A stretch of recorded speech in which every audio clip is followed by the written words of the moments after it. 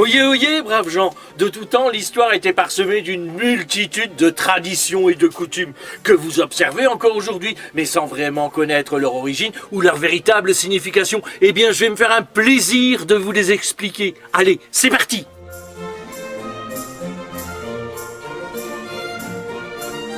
Aujourd'hui, nous allons voir une tradition qui nous emmène purement au ciel, et c'est la fête du 15 août.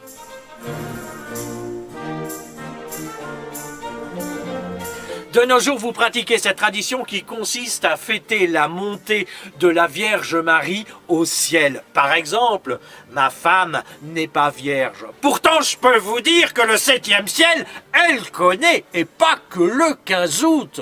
Mais d'où vient cette tradition ? La tradition nous vient du XVIIe siècle. Et elle trouve son origine sous le règne de Louis XIII. Ayant des difficultés à avoir un héritier avec son épouse Anne d'Autriche, le roi se met à prier la Vierge Marie. Dans les paroisses, de grandes processions sont même organisées le 15 août. Miracle!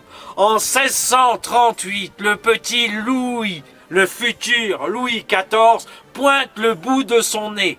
Le roi décide alors que le 15 août sera une fête mariale en l'honneur de la Vierge Marie.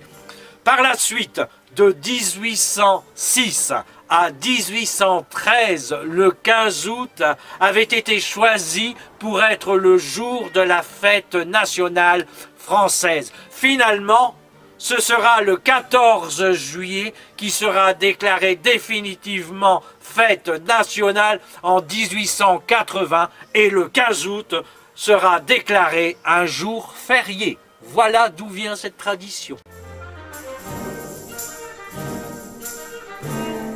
Donc, le 15 août, c'est la Vierge Marie, la maman de Jésus, qui monte au ciel. Mais alors, moi qui ai souvent la tête dans les nuages, et même parfois dans la lune, et qui en plus me sens souvent pousser des ailes, est-ce que moi aussi je vais monter au ciel? Seul bémol, je ne suis pas vierge, je suis bélier. Allez, au revoir et à bientôt, au revoir.